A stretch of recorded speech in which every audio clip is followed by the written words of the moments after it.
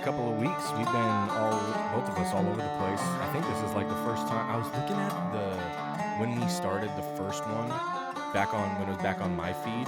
We're almost at we're just a handful of weeks away from like a year of doing it. Yeah, already, it's crazy. which for is 8 wild. episodes. Yeah. Right. But this is we did like 2 weeks of no show, which is the longest we've done since we started. But we were traveling, and I was in Montana and all over the West last week for a while, and just ended up kind of being nice to take a break from some of it too. Well, and I think too, it's like, and again, I don't want to say this lackadaisically, but it's, this whole thing was started as just a kind of a passion project. It's not really a business, so to say. It's more something that we care about. Right. And we reserve the right to do it a little more how we want. And that's good, but it's also like, we do have to have some structure, but it was nice to also have just a couple of down days. To not really have to think about much of anything. And not that this is stressful or whatever, but it is. I mean, we do have some stresses in trying to line up schedules. Right. So I think we kind of just reserve the right to take those breaks, but we don't answer to nobody. Yeah. I apologize to absolutely no one. Right. But it was good. And, I know you've been on the go. I've been on the go, jiu-jitsu heavy. And now that the season is like, it almost seems like it has started for some people. Yeah. But for me, it's starting very, very soon. And I think I felt the pressure of that because while I shoot my bow, shooting on foam is very different than shooting a live animal. And as the season approached, the little things about my shooting that were off, or my build that was off, became more glaring. And especially when you stick a broadhead on something that's pretty good versus a broadhead on something that's flying perfect, you start to really, you're going to fish or cut bait at that point. And right. I just wanted to have a perfect setup. And I know that's something that a lot of guys, myself included, never even really regarded. If you have a good bow shop, you trust them, that's that. You shoot their bow and you probably kill stuff. But when I got into the recurve stuff, every little thing mattered to a magnified level. And I just wanted to have an understanding of what I was doing and why. And I've had a blast doing that. I mean, it is down to the minutia, and it's crazy how deep I can go in a rabbit hole. Yeah. But man, I've been in some rabbit holes for missing animals. I've been in some rabbit holes from wounding animals. And those are rabbit holes I don't enjoy because there's no end to them, Sure. In this spectrum, there is a ground zero, because I can eventually tune this bow and this arrow to the point of the most perfect I can make it, So that's what I've been trying to do. I've been trying to get my setup pretty well dialed in. We talked to Mark earlier on the podcast from Buana Bows. Mm-hmm. I've got the hunter model. And as I told you before, I really did a disservice to that bow trying to make it match and shoot like my Hoyt. Right. I just wanted a universal arrow that could work for both. And man, that would be like either one of us entering a relationship and someone saying, "Hey, we're going to change this about you and change this about you and limit this about you." It wouldn't work in a relationship, and it doesn't work in a relationship with the bow. So I needed to just start all over and take bare shafts and just figure out what this bow needed and allow myself to give it, rather than trying to force it into something that wasn't really the best. How in that process, from an actual technical standpoint, how do you start with when you go through all of it? I mean, you said like bare shafts tuning and that kind of stuff. Yeah. Like how do you, from brand new arrow trying to make it match, how do you go about it? So your basic carbon or shaft of any arrow is about 32 inches. And depending on, let's just say it's a 10 grain per inch arrow to be round. So you've got 320 grains of arrow, more or less, right? Yeah. And the best thing that you can do is start light. Just start with the least effective dose. So 100 grain head, maybe a 50 grain insert or a 50 grain insert collar system. So now you're shooting a 470 grain arrow, right? That's a functional hunting arrow Yeah. for any hunter, compound or recurve. There are people, I know people that kill with that grain weight. Now, I shoot a 470. It doesn't fly right. It's way too weak. And arrow behavior, once it hits the target, will tell you either left or right. That's going to be strong. That's going to be weak or stiff.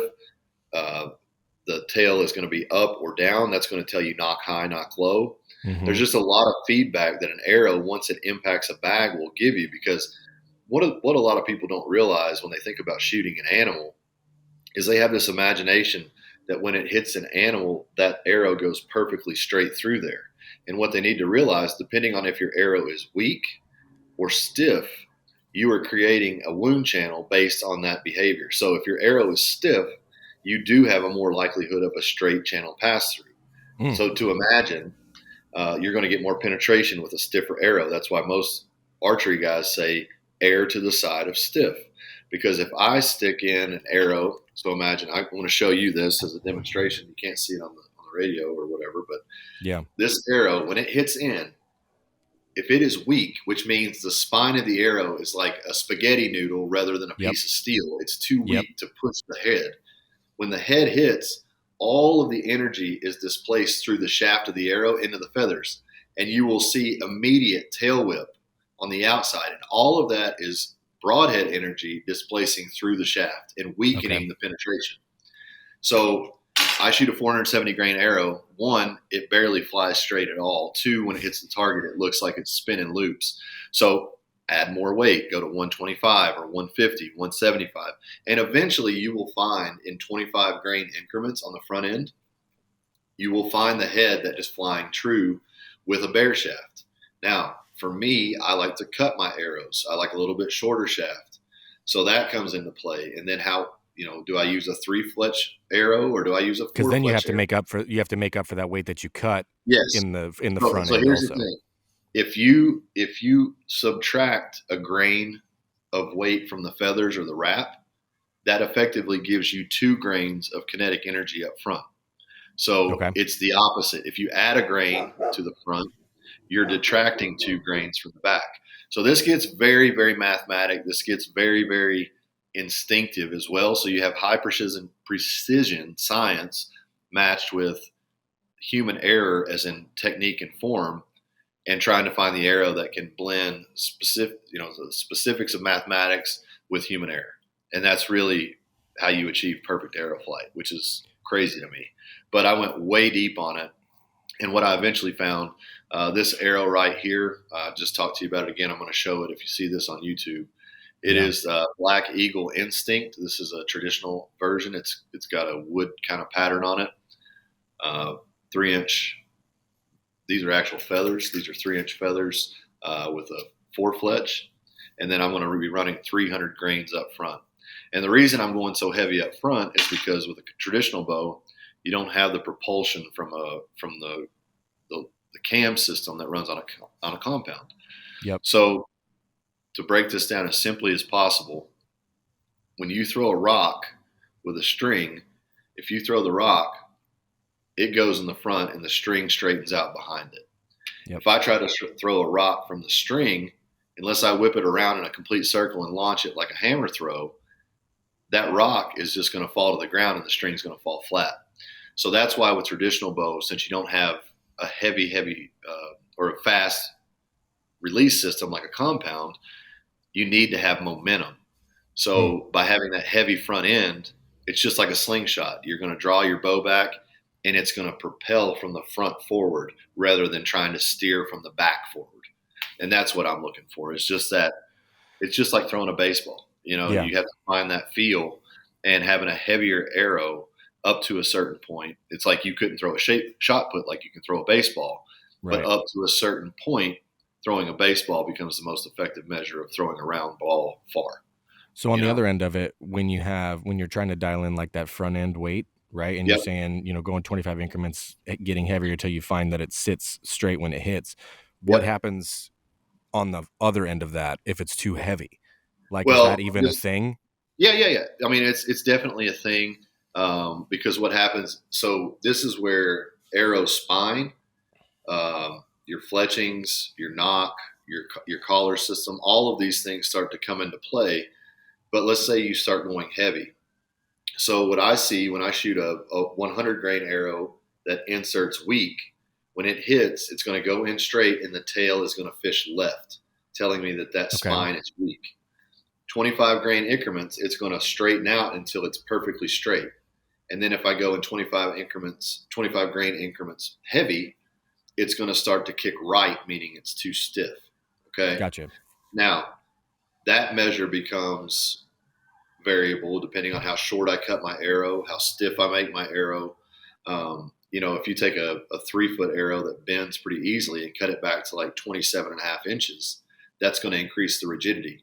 Dr. Ed Ashby, he is the head of the Ashby Foundation for Archery. He's the man that was instrumental in getting bow hunting legalized in Africa by proving and testing arrow systems. He actually got a full pass through on a rhinoceros that was a controlled government kill with a 1,437 grain arrow. Now, that sounds insane, but when you think Yeah. about it, he was shooting like a 95-pound longbow, English longbow. And Okay. the launch on that, if you follow basic breakdowns, they say most compound archers need to be around 8 to 9 grains, or 8 to 9 grains per pound of draw. I Right. think that's what it is, something like Yep. that. So, That and makes sense. it's a little bit more, for traditional archers. So, you get around 10 or 12 grains at 95 pounds. You're talking about a 900 to 1,080 grain arrow right there. Well, his Yep. studies found that even as you get higher than that, when you get to the 14 or 15 or 16, um, because you're talking about the bone crushing density of an Right. arrow as well. Right. So that's an entire rabbit hole. The studies that Dr. Ed Ashby did. Basically, I can tell you this: bone crushing threshold for an arrow is 650 grains, and then what are you sacrificing for that bone crushing density? Right. I don't shoot at bones, so that is a worst case scenario solution. But Right.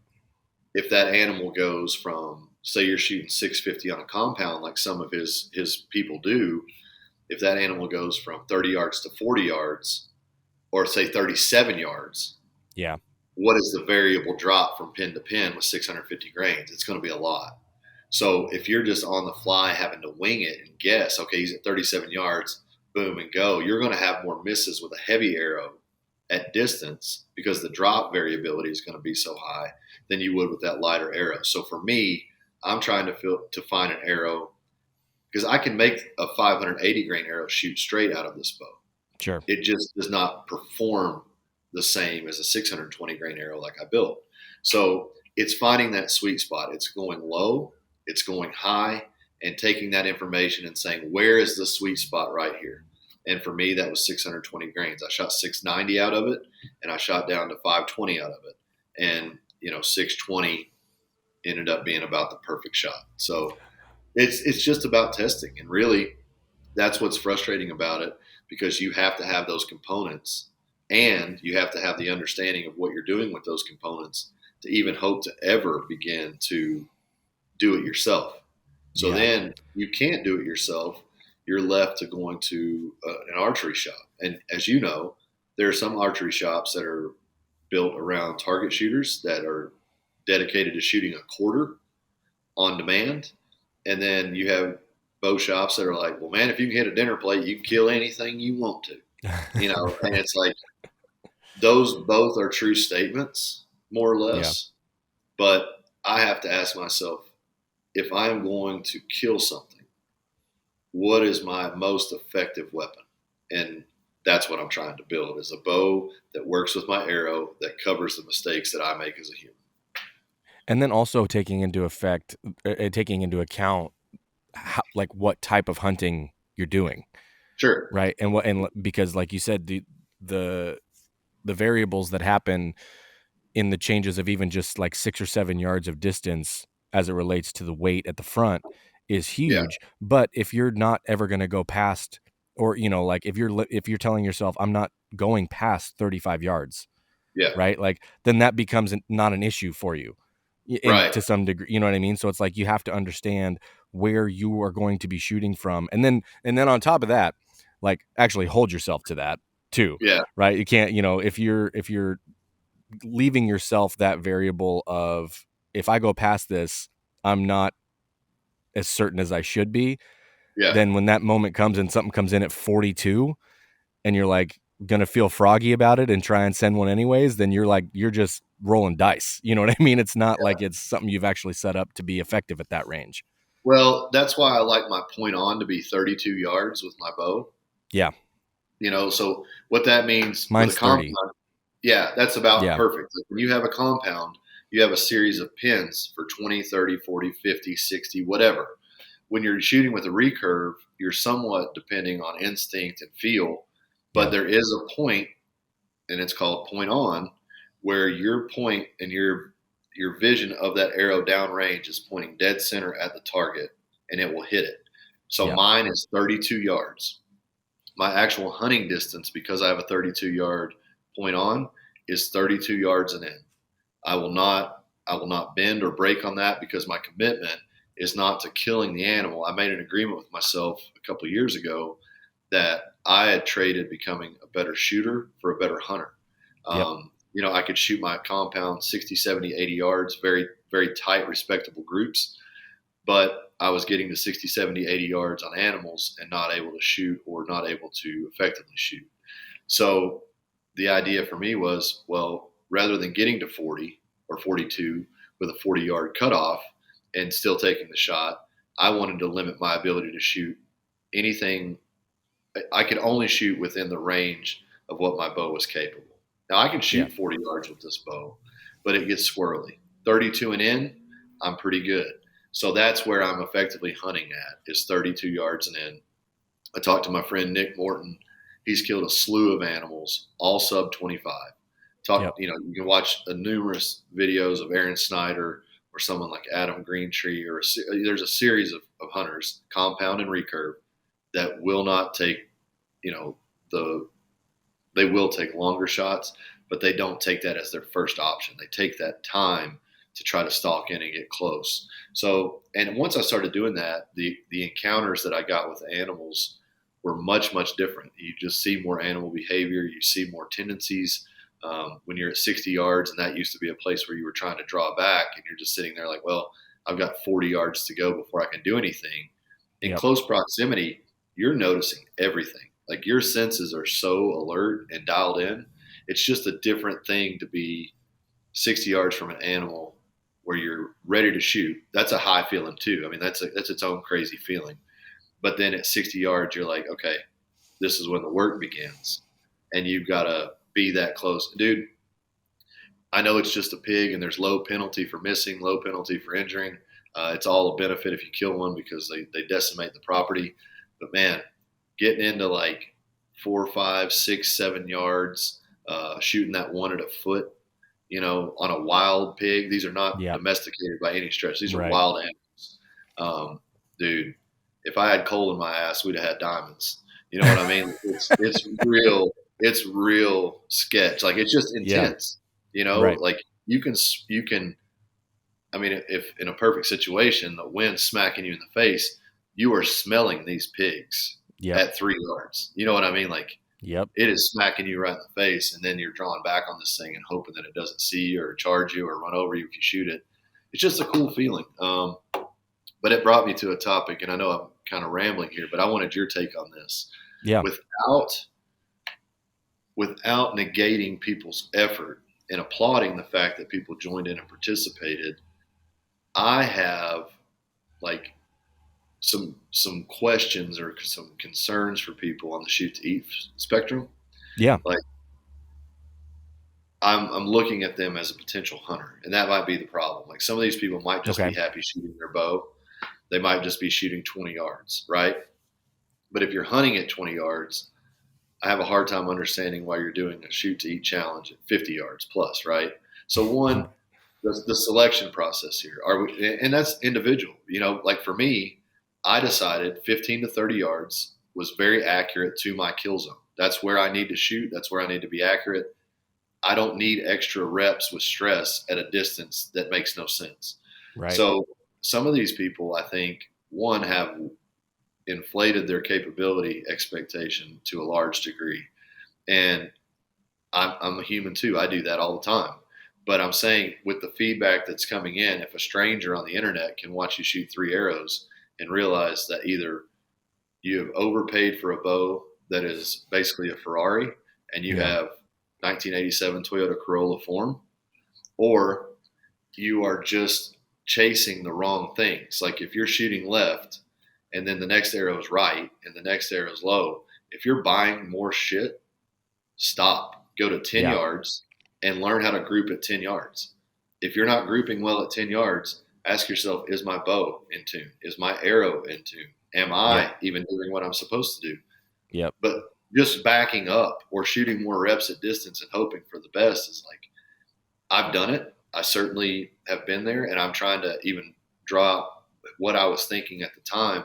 The only honest answer I can say that I was thinking at the time, this will look cool on film. This looks like Cam Hanes or John Dudley or whatever.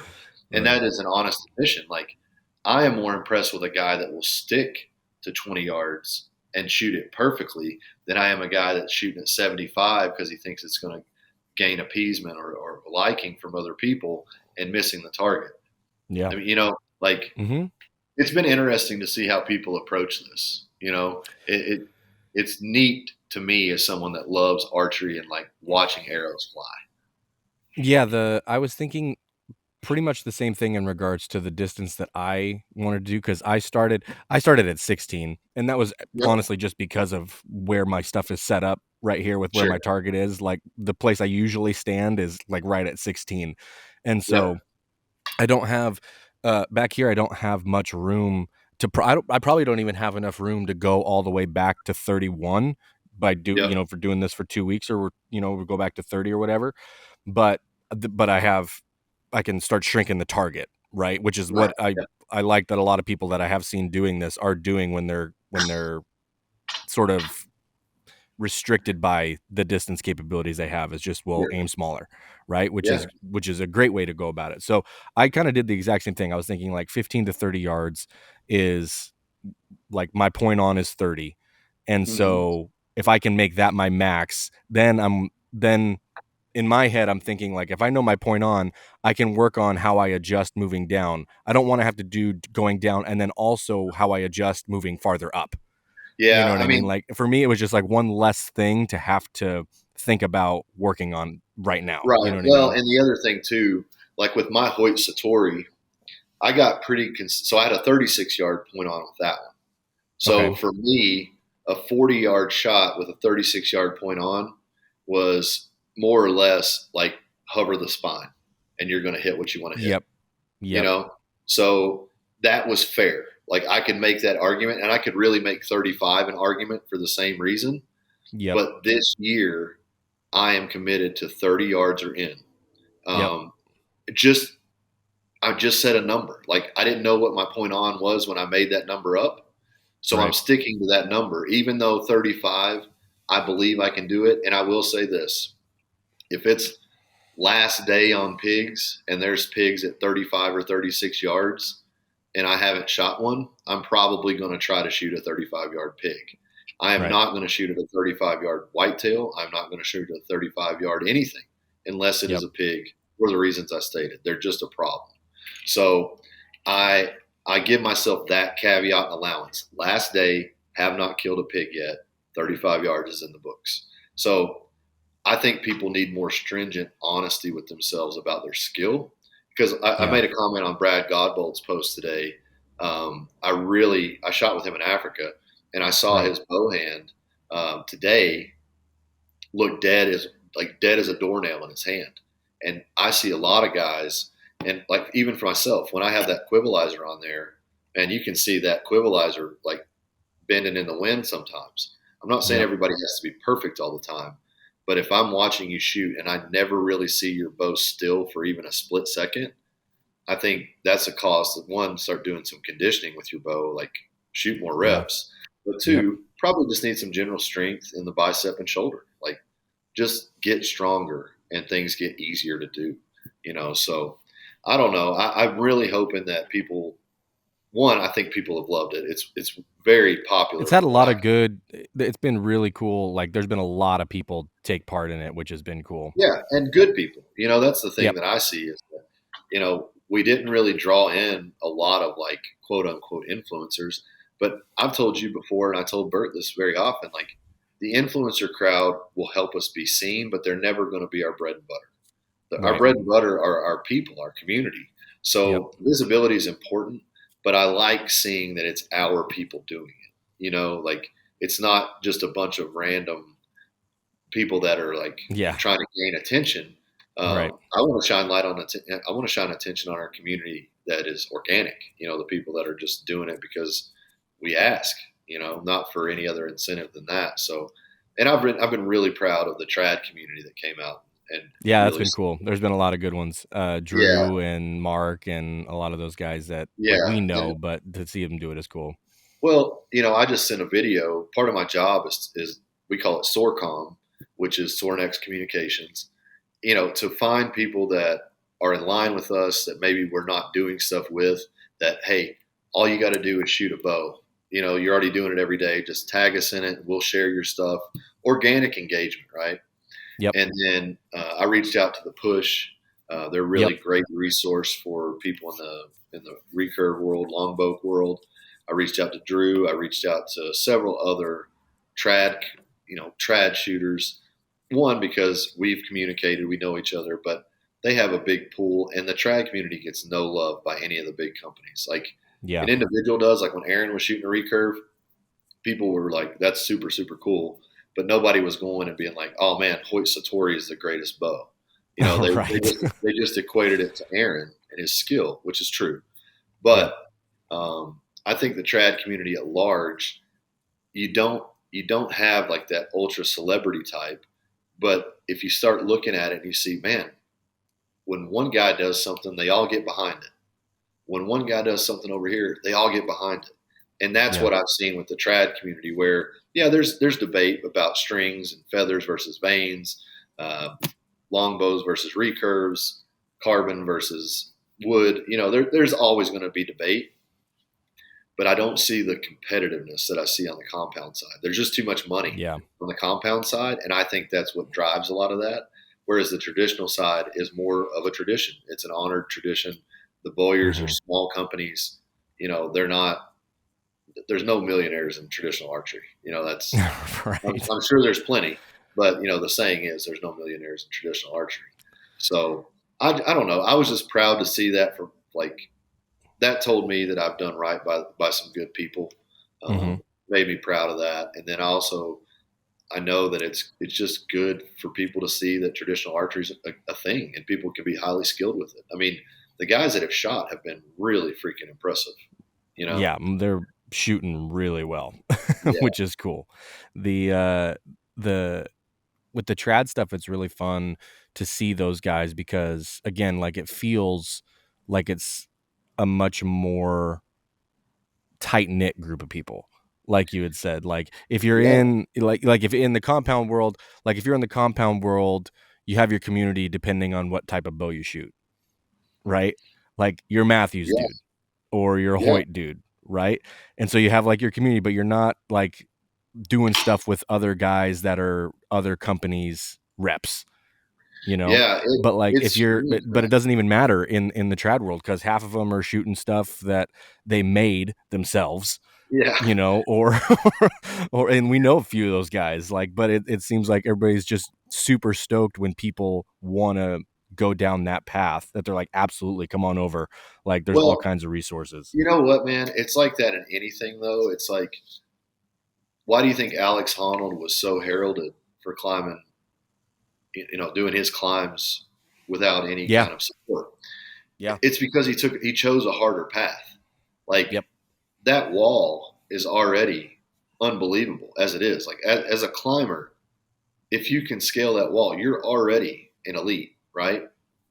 Yep. But then to pick up something and say, you know what, I'm not saying it's not hard enough, I'm just saying I've done it. What is the Yep. next thing that I can push myself on? And that's really where I got with the compound. Like I said, I had become so focused on becoming a better shooter that I had sacrificed my one focus, but two skill set as a hunter. I Yep. thought get to 60 yards and you can kill anything. I mean, that's what you're told. That's what you're sold. And that's where all the product development comes from. Like, oh my God, you need this rest and you need this string and you need this and you need this. They absolutely work. They absolutely make things better.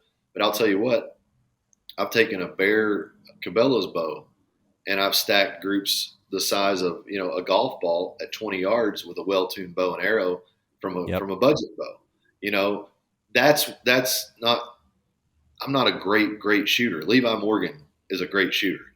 I'm just a pretty good shooter. But if a pretty good shooter can do that with an economy bow, and you can't do that with the Ferrari of bows, Right. there needs to be some examination of self. And I heard a guy on a podcast yesterday. I don't remember if might have been Tim Gillingham. He's a professional archer, kind of a geeky, techie, like real loves to test shit. Yep. He said, "Never ever have I heard an archer say I was the problem. Oh, that arrow hit something, or I slapped my release, or this, that, and the other. Like, there's always something besides it was me. Oh." And what do? You go change your arrows, or you go change your broadheads, or you go get new strings, or you move your rest. All of those things are viable answers.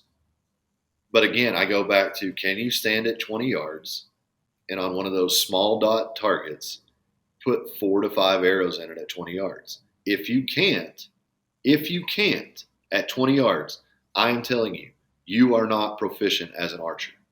Yep. You are not. Like, that may sound like an asshole statement.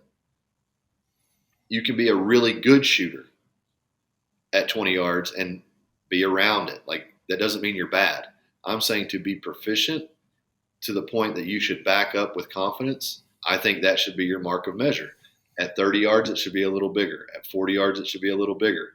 I could put softball size groups at 80 when I was shooting my best. Yep. 5 arrows inside a softball at 80. Yep. I think that's reasonable to call yourself proficient at shooting with a compound bow. Some of the arrows, and I'm kind of piggybacking off a podcast I heard with John Dudley on elk shape. I just did Dan's podcast, and I was listening to John's before. He was talking about some of the arrow flight at tack, and he sees 10,000 shots, he estimated, when he goes to attack. Yeah. At least 10,000 over the course of a summer. And it's like, I'm not John Dudley. I didn't see 10,000, but I shot tacks and I watched arrow flight. And dude, I'm talking Hoyt, Matthews, PSE, Elite, right on down the line. And I saw arrows flying left out of the bow, falling right out of the bow, looking like they were some kind of Ferris wheel. The feathers were spinning so big. But here's the thing. They would hit where the person aimed, more or less, right? They would hit the general target. And they're like, oh, that's a good shot. Oh, that's a good shot. It's a good shot. Well, the result was good, but it was a fucking train wreck to get there, Right. And you put a broadhead and you add wind drag to a broadhead. Well, 2 inches left with a fixed point is a 1.5 feet left with a broadhead at 40 yards. Yep. So I really like, because I'm on Blood Origins board. We see wound rates on these animals. I think the archery industry, this is a dangerous statement for me. I think the archery industry is at fault for building confidence in equipment instead of encouraging competence in the human. And that, to me, when I see the injury rate and non-recovery rates of animals, and I've done it. I've been in that boat. And when I look back at my setup, I hit the animal in a good place, So that tells me I hit the animal where I should. It was at a distance that was very, very close, and it failed. So what does that mean? Did I fail? No, I did my job. So something in my equipment was wrong. That's the worst place in the world to find out that your equipment is wrong, is on an animal, right? But you're even worse if you're an asshole that goes home and doesn't think it was you. You think it's just a new rest or a new arrow system or a new broadhead or something like that. And then you go back out and you wound another one. Because there's story after story after story of that. I missed them. I heard them. I never recovered them. And it comes from people that aren't doing their homework on their bows. And I know that I sound like a psychopath. Dude, I hit an animal and didn't recover it. And I think about it at least once a day because I shoot my bow every day. You know what I mean? So when I shoot, like I'm getting emotional thinking about it right now, but when I shoot my bow, that is my cause to shoot my bow because I hit an animal in a place that I should have killed it and I didn't. And I don't know the story of that animal after that moment. You know what I mean? And I'm sure it didn't feel good, whatever it was. And that's what's painful to me is that I made a mistake and I have to get better from that. And that's why I got into the building. Like I wanted to understand my arrow system to the point that when I went into the field, I knew one, that I was deadly. My setup was perfect. And if I did everything under the sun that I could beforehand in the moment, it would be done. Like it would be the way that I wanted it. And after I got that way, my year changed completely. So I just think that people need to take honest stock of where they are, what their equipment is, and where the weak leaks are in their system. As far as, is it me? Is it the bow? Is it the arrow? What is it? And like you said, to your whole point, it's most of the time, like it takes a lot for it to get to the point where it's not the shooter. Yeah, I mean, like most people will not get to that point where they're so dialed in their own technique that it's actually because of something in their equipment. For That sure. it's, and because I was just thinking how I was shooting this morning, like the video I posted, I missed this morning, like by 2 inches low. And I've been shooting this week with a finger tab for the first time. Like I usually have the glove, and I was shooting really well with that. And I was trying this finger tab out and it's still really stiff leather. Yeah. And so it's not super comfortable yet. And so I'm like, and that's not me saying this, it's me trying to get used to it. Right. Yeah. And so I'm going to shoot this morning, and that first cold bore shot, like I just felt it in a different spot on my finger than it was yesterday. And I'm like, well, damn, I'm already pulled back. Like, I'm just going to fling it anyways. When in reality, if I'm thinking like the whole point of this is get me in a hunting scenario, hunting scenario mindset, right? Yeah. If I'm feeling like something is off when I pull back, I'm not going to send that arrow. Like that's the whole point. Like I should have just pulled it back down, reset the tab, and then pulled back and shot. I probably would have been right on, but I didn't, and it missed 2 inches low. And I'm like, okay, well, I did something stupid. I shouldn't have shot that arrow. Well, dude, I'll tell you what, because that happened to me on my water buck in Africa. It was a situation where I went to draw, and so I'll be very honest. I shot that stag in Argentina last year. Perfect shot. Perfect shot. It was an impossible situation with grass that was so tall. I mean, it wasn't quite 6 feet, but it was 4.5 to 5 feet. And this stag bolted directly into that, and then was never able to be recovered. So it was just like a terrible, terrible feeling. So I go to Africa after that, and I shoot this eland. Well, again, the arrow hits the eland, goes in about the depth of the broadhead, and then hangs straight down the side of the eland, and it runs off. So when the water buck comes in, the eland wasn't even fazed by it. I mean, it'd be like smacking a horse on the ass. Like it didn't even care. But when the water buck came in, I had the fact of I lost the stag, I shot and didn't penetrate an animal, and now I'm supposed to kill this animal. So I drew back the first time, and I've never had it happen in my life, but I was so scared that I wasn't going to be successful or I was going to hurt this animal that it was just all in my fingertips, and I was shaking like a rat shitting razor blades. I mean, I could not get the bow back. So I finally did, and I anchored, and it was just like I knew this was going to be a bad shot. It was too much adrenaline, too much, so I let down. I go to draw it again. I can't even draw the thing. Mm-hmm. So then I'm like, all right, you bastard, get it back there. So I just like overstretched real hard and held it, but I was like, I'm back in control. and then I kind of anchored myself and settled down and made the shot. But man, I think that's something that I haven't even thought of until you just mentioned it. I think Yeah. tomorrow I'm going to let down because 24 yards is in that funky zone where it's Yep. like it's not close enough that you can bullshit it, but Yeah. you've got to be kind of right. So I think tomorrow that's what I'm going to do. I'm going to do a letdown. I'm going to do a full draw, a letdown, a 3 second count, and then a redraw and shoot. And that would very much mimic a true hunting setting. I've been in that situation with my compound several times where I've been at full draw for 2 minutes. Like I had a Yeah. buck sitting under me looking me in the face for 2 minutes. And I'm just like, turn, please turn, please turn, Yeah. please turn. And learning to let down with an animal looking at you. Cause it's like, I was just creaking it down. And then as about got right here, I hear like the last little bit of the cam.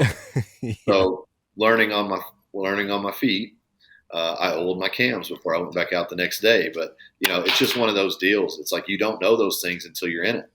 But once you know them, you better start practicing something like that because they're real. So so this is more of a technical question, Yep. because as I'm messing with these different distances, right? Like as I'm getting closer. So if I'm working from point on at 30, right? And you had you mentioned if it's a little farther than that and you said 35 or 36, you're aiming like basically top of the shoulder spine area, and Yep. you're safe there.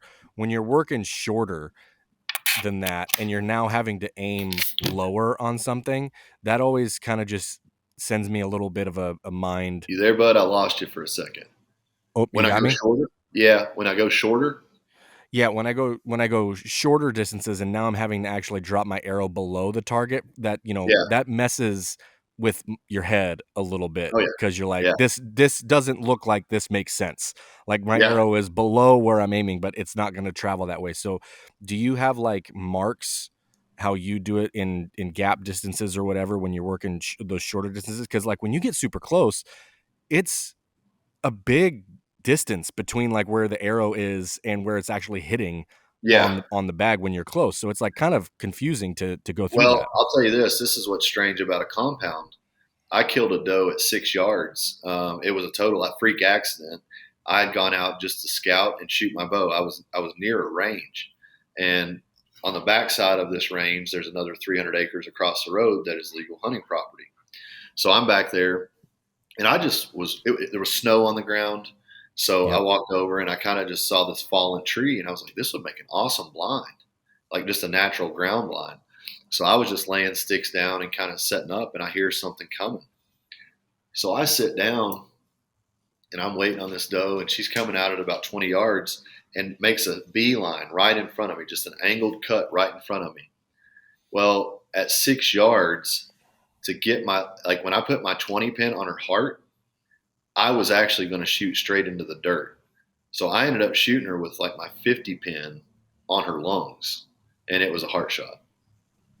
Okay. So I leveled it up. But now with a recurve, Yeah. Yeah. when you're going that direction, what I tend to do is like I shoot. The best tip I can give anybody to do this is shoot at 5 yards and shoot it point on and see where it hits. Shoot at 10 yards point on, like have a target set out there and just put at 10 yards, put your arrow on it and see where it goes. At Yep. 20 yards, 15 yards, whatever. And then you start to learn your gaps a little bit. And like for me, from about 12 yards through 20, I can aim at the heart and I'm going to hit middle. Okay. Mm-hmm. Um, or like the armpit, like the just Yep. under the belly, kind of in there, 12 to 20, I'm hitting bullseye. Um, Shorter than that, I'm going to aim on the low side of the target. Like I have a go for it like 9 yards and it's a little circle on its belly. I aim as I pull back and I hold full click. I don't try to short draw and shoot close because I've done that before on practice and it'll kick my arrow out crooked. Hmm. So I go to full click and I just kind of point my arrow until it makes sense to my eye. And then I stare as hard as I can at what I want to shoot. And there is something to be said for mine, like that hand-eye coordination, because I have found if I just generally look at the target and I'm like, okay, this is about 24 yards, go. Well, I hit it or I don't actually hit maybe where I thought I was going to hit. But if I go Right. 24 yards and I just stare a bullet hole in exactly where I want to shoot, chances are I'm going to hit about an inch or so from that spot. Yep. I think that is because I have very good hand eye. That is not something that I could translate to you. It's just thousands of reps shooting and years Yeah. of playing sports. But that's the best way to do it, is go 5 yard increments on a hay bale that's standing vertical, and just figure out what your gaps are at 5 yard increments. And that tended to work for me because, like I said, you're only going to need 6 of them, and then you can start Yeah. playing around with string walking, which changes the fulcrum and the trajectory of your string. So like a lot of people will count thumbs, and that'll give them 5 yard chunks. So like if they're right under the knock, 3 fingers, that is 20 yards. If they go a thumb down, that's 25. If they go a thumb down, that's 30 or whatever. They just string walk thumb counts until they get to their yardage. Now, some tabs actually have a hard plastic piece on them that are notched, and Yeah. or you can put a notch in them. So whenever you go down, like you put that right under your tab, and then you put your thumb on that mark, and then you slide your tab down to where your thumb is on that Oh, mark. yeah, yeah, yeah. So it gives you a little. It's almost like a pin.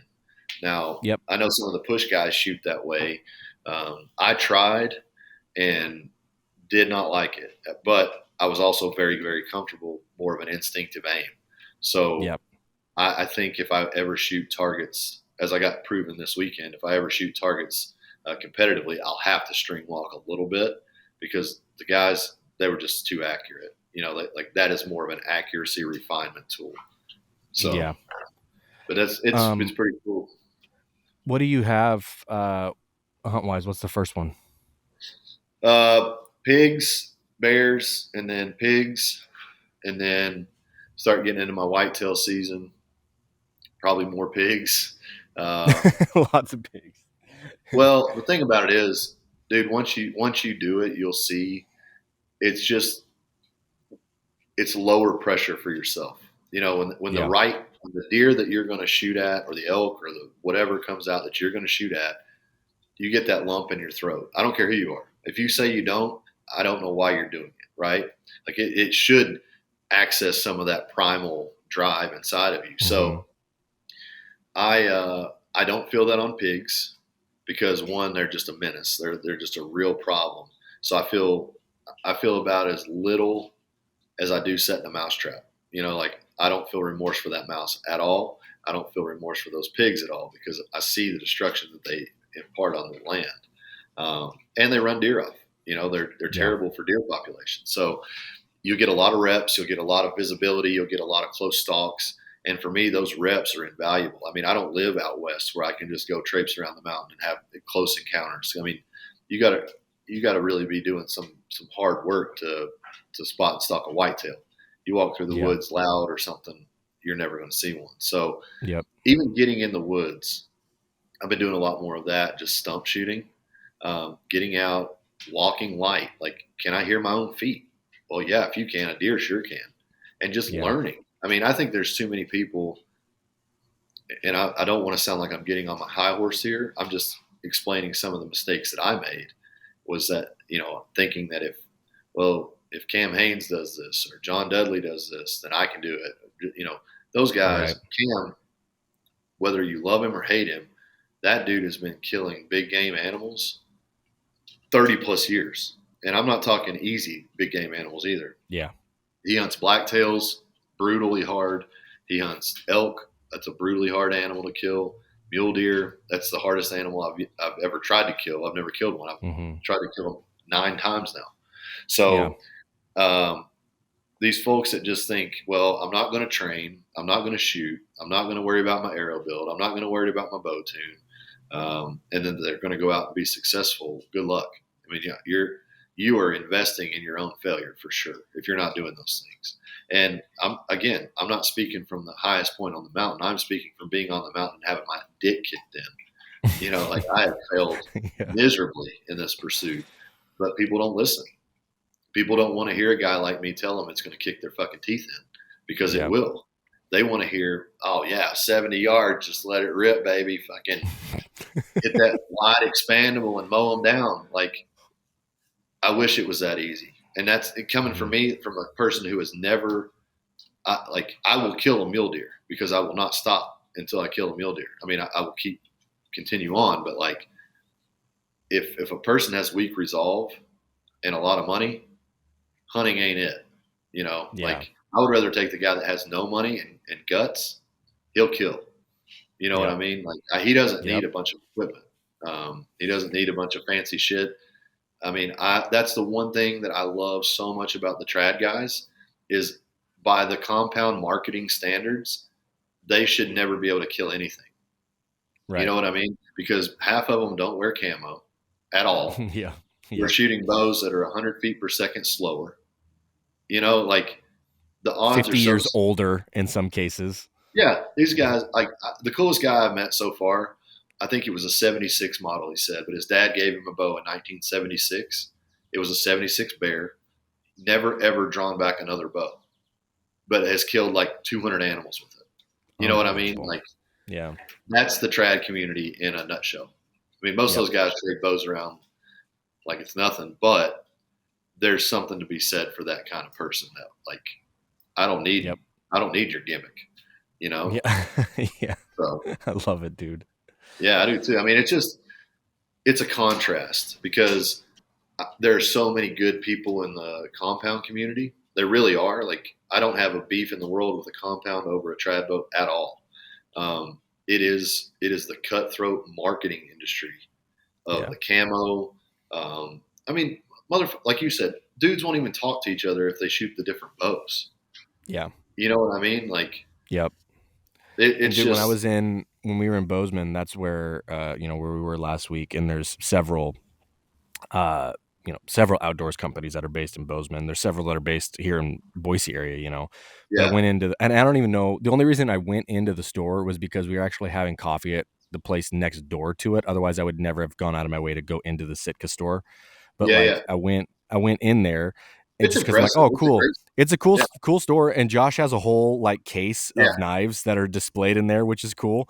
yeah. So I went there and took a picture of that and stuff. But like, it's a cool store. But I'm like, I'm never gonna buy anything, and I'm not gonna like. I don't know what's in me that will not let me Dude, we're the buy same. like $700 jacket or something like that. When I'm like, no, I won't. Yeah. Like, I just Well, won't. you know, I have to tread lightly because I don't want to offend people that wear it. I don't want to, Bert wears And I'm Slipshod not. on the That's not what boat. I'm trying to do either. There's just something in me that will I'm the not same allow me way. to do that. When something becomes the thing, I lose interest in it very quickly. Exactly. Like, We're when it's hipsters, my dude. thing That's what it or is. my choice, then it's fine. Like, I can rock anything as long as I feel it and choose it. But when I feel like I'm only doing stuff because other people are, or the right other people are, then you're losing the game. Hmm. Because here's the deal. I'm not going to name any names on this, but I've seen guys switch bow companies. I've seen Yep. guys switch camo companies. I've seen guys switch arrow companies. They kill just as proficiently in whatever they're wearing, in whatever Yep. bow they're shooting. And all these assholes sit there and tell you, oh, this is the greatest camo that's ever been invented. This is the greatest bow that's ever been invented. And they say it every year. It's not Yeah. like they're leaping a decade in technology year to year. But every year, that bow is, oh, this bow's 3% better than last year. It's 4% Yeah. lighter and 7% faster. It's Well, also $300 more. yeah. And it's, what are you actually buying? Because I can tell you at a 345 IBO speed, if you're shooting an arrow at 300 feet per second, like I hear some guys talking about, you are basically getting. It's just like getting in a faster car. They're harder Yep. to control. So you get Yep. a faster bow. You've got a bow that's harder to tune. You've got an arrow that's harder to tune, and you're going to either get into some lightweight spectrum of trying to achieve that, where you're shooting a 420 grain arrow at an 850-pound elk. Well, that's great if you hit lungs. That's beautiful if you hit, the perfect spot at the top of the heart. Clip that shoulder with a 420 grain arrow on an elk. Go through the shoulder on a 420 grain elk. We'll have a totally different conversation, and you'll need Kleenex. You know what I Hmm. mean? Like, I know guys that Hmm. do it. I just talked to Dan Staten. He's a light arrow guy. He's a Yeah. speed guy. He's not a 300 feet per second guy, but he is a speed guy. I'm not getting in an argument with Dan because he kills a shit ton of animals. Yeah. I just feel like I would rather get hit by a Mini Cooper at 50 miles an hour than a semi at 30. You know what I mean? Yeah. Like they're both going to suck, Yeah. but I know I'm not walking away from one, Yeah. So that's where I fall is like my compound arrows are about 530 grains. That's a heavy arrow for most people's consideration. 500, 520 is kind of where you start separating the masses on that. I've shot as heavy as 580 with my compound. And I will tell you this, I shot the biggest whitetail on an open field farm that I've ever killed with that 580 grain. It took 0 steps. It literally fell to its front knees, stood up, and fell again. I mean, the concussive wave, the kinetic energy Yes. was similar to that. It's like getting of a hit by a rifle. bullet in some Well, that's what I'm saying. instances. It looked like a deer that absorbed a rifle shot. Yeah. I've hit a deer with 475 grains, and it was a little bit high in the lung. He walked around, put his head down, and ate again before he started running. So I don't know what that was about. If the arrow was so sharp, he didn't even know it for a second, then it started stinging, or what. But when that 580 hit, it's like the old ninja movies where the dude like cuts the head off and he stands there for a second and blinks, and then his head just slips off to the side. Yeah. I mean, listen, both of them killed very different recoveries. I'll put it that way. Yeah. Totally. I like that kinetic energy, that concussive wave. Whenever I've shot pigs with these 600 plus grain arrows, 8, 9, 10 yard recoveries, and not to throw my buddy under the bus. One of our hunting buddies runs like a 390, 400 grain arrow, something insane. Wow. And he's shot a bunch of pigs and we've never found him. So, and he's a target hunter. Like I know he's not missing. You know what I mean? Right. Like he's hitting. Yeah. Yeah. And we've had pass through arrows full blood on them. So, and we've tracked square grids for 100 yards. And I literally shot that pig at 7 feet through the back rib, out the front shoulder. Like it went in front of the front leg, out this side, or it went in the back rib and came out this front side. And she went 12 feet and died. Like I got to her as she was taking her last breaths. That's how close it was. So I'm not arguing with anybody. Shoot what you want to shoot, but make sure it shoots straight, make sure it's tuned, make sure it's built properly. And, when you get feedback that you don't like, start with you and then work your way out. And I think as, we start to close this out, it'll be a really good, when we talk next week and we're at the end of the 2-week challenge, it'll be interesting to see where everybody is at that point. Like, because I think the goal was to like, obviously work within, I guess that was the intent, was to work within a range that is a hunting scenario range for you, right? But like you said at the beginning, there are some people that are taking it as just like, what's the 15 farthest yards I can do and still hit this for this challenge, kind of like they're taking it more as like a challenge, you know what I mean? And so it'll be interesting to see next week as we're nearing the last couple of days of the shoot to eat, like where everybody is, and if you notice more so the hunter specific issues in the archer itself versus like the equipment, like we've been saying this whole time. Yeah. Well, I would like to see an after action kind of report from everybody that participated in it. I know that's an impossible ask, but like just as simple as what did you learn? Is your equipment where you thought it was? Are you where you thought you were? Were the distances reasonable? Or what was your motivation for picking these distances? Like, again, I have no grounds to question anybody's choice. But from what I am seeing, there should be a lot of hunters that are worried about walking into the woods with the current equipment set up as is. If they haven't made changes from day one to now, they better be shooting lights out. You know what I mean? Like, the shots that I have seen, and listen, again, I'm not trying to say everybody has to be Levi Morgan and hit dots. But I think, again, you should be hitting a group that's about the size of a ping pong ball or a golf ball at 20 yards with 4 to 5 arrows before you feel competent at 20 yards. I fully believe that. I think at 30 yards, that starts to expand in more to a baseball. 30 to 50 yards is probably more of that baseball to softball range, And then beyond that, like if you start getting outside of a softball, why? Like, why are you shooting that far? Yeah. Other than an arrow or two just to see if you're dialed. But like, why are you spending? And that's what I see too. A lot of the guys spend the majority of their reps at that 60, 70, 80 yards. It's fun. Like, I love seeing the arrow Yep. fly that far. But is that where you're going to shoot to hunt? Right. And Cam's a big proponent of that. Shoot twice what you expect to kill at. Okay, I can hear that, but 20 yards over what you're going to kill at too is pretty fucking effective for training. Mm-hmm. When you're shooting 60 all day and your kill zone is 40, and you go back up to 40, it looks like everything's a magnification. Now, to say the same thing for 100, okay, but what is your arrow feedback at 100? Like, are you able to even shoot a reasonable, recognizable group at 100 to give you any feedback whatsoever? Probably not. Like, most guys can't do that at 60. So, I'm just raising questions. I'm not saying I'm the answer. I'm just saying these are questions that every archer should be able to answer for themselves. Yeah. So.